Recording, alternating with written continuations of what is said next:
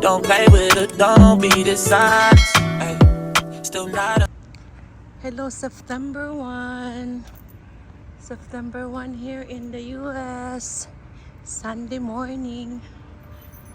I'm here walking again because I can't go back to sleep anymore. So sabi ko maglakad muna ako, guys. Habang wala pa masyadong, di pa masyadong mainit ang araw. So guys, this is our Sunday morning here. As usual, this is the view. The same place where I walk every time. Either afternoon or morning. So this is usually the place I'm walking around to do the walk. Especially now it's quiet because it's Sunday. So, kumusta po kayong lahat? Sana nasa mabuting kalagayan. September na guys. Christmas na sa Philippines. Yeah. It's Christmas. It's Christmas na. Everybody is singing Christmas songs now in the Philippines. Yan ha. Ganda ng araw guys. Oh. This past few days, lagi na lang umuulan. I think meron kaming tropical storm. Pero sabi ng husband ko, lumipat na daw sa ibang lugar. Kaya yun, umaraw na ngayon dito sa amin guys. Ganda ng araw ko. Oh. Actually, it's only 8 something pa eh. Ayan. Aga ng aeroplano. Alam mo guys, every time nakakita talaga ako ng aeroplano, gusto kong lumipad. Ayan guys, oh. Ang laki. Ayan. Laki niya. Parang international flight ata to. Yeah. Ang laki, oh. Oh my God. Parang Korean Air ata yan. Takot ako sa makay sa aeroplano. Pero pag nakakita ako ng aeroplano na dumadaan dito sa lugar namin, I think itong lugar namin na to, ano siya eh, parang daanan talaga siya. Kasi talagang maya talaga ang aeroplano, you know, dumadaan. So parang wala, may ibon guys. Oh, may ibon yan guys. Kita nyo? Lumipad na. Ang ingay. Yeah. Narinig nyo guys. Ang ibon. So I think daanan siya ng mga eroplano talaga. Kasi ano eh, ito yung swimming dito. Sarado sila.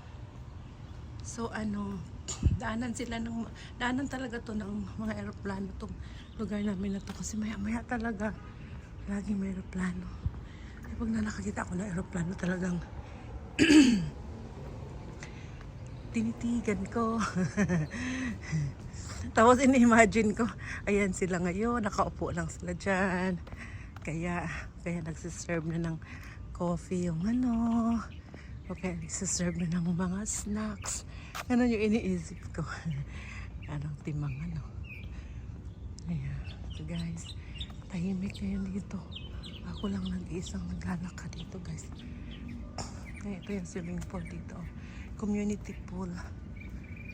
So, dyan. Ganda. Paano ang memories ko dito sa swimming pool na to?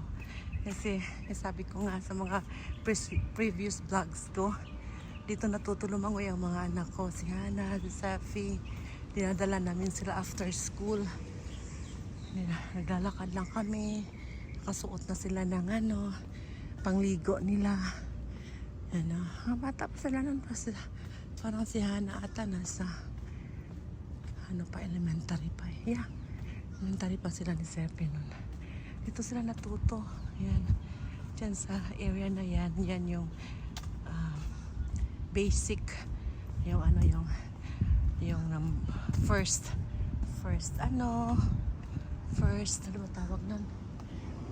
Yung first section o ano ba, parang beginning beginners for beginners, mga ganon. Tapos nalipat ka na naman doon sa kabila. Pag makapasa ka na doon sa stage na yon, marunong ka nang magkapay-kapay magkampay-kampay, lipat ka na naman doon, ibang ano na naman, level na naman. Level pala. First level, second level, hanggang level 6 yan sila eh. So, pagdating mo sa level 6, wala na. Pwede ka na pang compete. Or sometimes nga sasama ka na nila sa ano nila eh. May group sila dyan eh, parang barracuda, swimmers ba yun?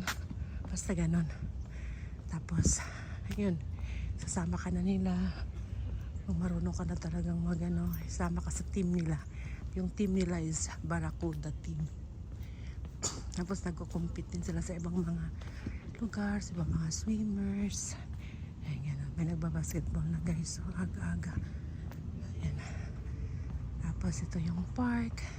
So dito lang ako nag-iikot-ikot kasi mas malapit lang to sa bahay namin. Saka ito yung City Hall, yung building na yun. Tapos ito naman yun. Ayan na, yung police station. Kita mo yung mga police car dyan. Ayan. So safe siya. Safe siya dito guys. Nagluloko dito sa'yo. Ito ang gusto ko sa area na to kasi paghapon wala lang, nag-walking lang ako. Tapos marami mga tao dyan, mga bata naglalaro. Yan, katahimik. Saka ikot-ikot lang ako dyan. Yan. So safe siya.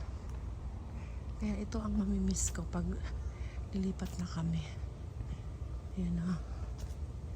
Kasi guys, mahal na talaga ng mga rent dito ngayon. Sabi na talagang nagwe-wave siya. Ang galing naman niya. Ano siya, nagwo-work siya sa City Hall guys. Nag-wave siya. Sayang di ko na na video. Nag-wave siya sa akin. Pinark niya yung kanyang truck. Tapos nag-wave siya. I think nagwo-work siya dyan. Nagwo-work siya dyan sa City Hall. Nag-work siya. Nag-work siya dyan. Sarap sa feeling no, na yung may nakasulubong ka na tao tapos pag-i-smile sa'yo. Kasi dito sa US guys, bihira lang ang tao na makasalubong mo na nag-good morning sa'yo, nag-hi. Dito guys, walang pakialaman guys. Kahit magkabangga-bangga na kayo, hindi man lang hindi ka man lang igigil. Hindi kagaya sa Philippines na lahat naka-smile sa'yo.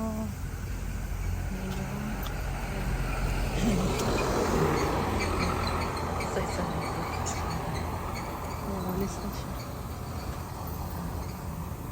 Dito ata siya nag-work. Ganyan. Ganyan ang work guys. Drive siya ng truck. Ayan, umalis na siya. Babae. Nagano siya. Dito tayo, ikot tayo guys. So ito yung City Hall. Hanggang daan sa taas, 3rd floor yan. Ayan. Ikot-ikot ka lang dito. Nakaano yung mga sprinkler nila. So dito ka magpabayad ng mga bills mo like water, yung mga utility mo. Tapos dyan din yung area na pwede ka mag-vote. Nasa City Hall yan. Last time hindi ako nakabote ng kami nakabote ng mayor. So wala. Selection na lang. President. November. So, yeah. Yan yung fountain. Ganda dito. Gusto ko dito ang lugar na to. Kaya paglilipat kami guys, miss ko to. Kasi paghapon, ito ako naglalakad. Pag nabuburyong ako sa loob ng bahay namin, ito ako naglalakad. Ikot-ikot lang. Tapos may mga kasalubong ka. Meron nga akong kasabay dito mag-walking guys. Lalaki siya. Tapos, tanda na siya. Pero very very strong, very energetic. Kahit matanda na siya, makikita mo siya yan. Talagang siya. Tapos araw-araw yan, naglalakad siya. Araw-araw. Yeah. Tapos, Spanish. Hindi talaga siya marunong mag-English guys. Kahit gustuhin man niya magsalita. Minsan pag nakikita niya ako, sasabihin niya sa akin, Pilipina! Yun lang yung sasabihin niya. Other than that, wala na siyang, hi, hello, how are you? Naku, wala mga ganun guys. At saka pagkausapin mo siya ng, hi, hello, how are you? Hindi niya talaga maintindihan. Tapos magsasalita siya ng Spanish, tuloy-tuloy. Ako naman, limited lang yung Spanish ko. Kaya minsan inaawat ko siya. No, hindi.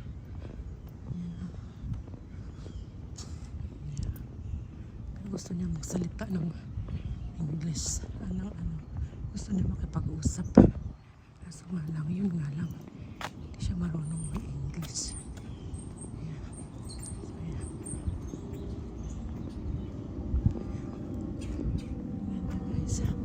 Yan na naman ang aeroplano guys. Yan na naman. Malaki na naman. Pang international. So guys, have a nice Sunday morning everyone. Punta ako sa church later, 1:30. Naluto pa ako ng aming food. So guys, see you. Thank you. Thank you for watching my videos. Thank you for subscribing my channel. Thank you for all your support guys. It really means a lot to me, you know. Talagang natutuwa lang ako din na wow, 10k plus na ako guys. Natutuwa ako, sabi ko grabe no, yung mga kakilala mo hindi ka sinusupport, pero yung mga hindi mo kilala mas lalo pang nagsusupport sa'yo, diba? Yung nakaka-touch doon. Hindi ko nakikita kung sino-sino yung mga 10k subscribers ko, 10,200 subscribers ko na now. Hindi ko po kayo nakikita, hindi ko po kayo kilala, pero nag-subscribe po kayo sa akin. So I hope tuloy-tuloy po kayong mag-watch na aking mga videos, kahit man mga raw lang yung aking videos, walang edit po yun, walang filter po yun, as in raw. So thank you po so much sa inyong suporta. Patuloy lang po tayo kung saan tayo masaya, so ano yung nakapagpasaya sa atin. Salamat po sa lahat. Good morning everyone, God bless. Bye for now.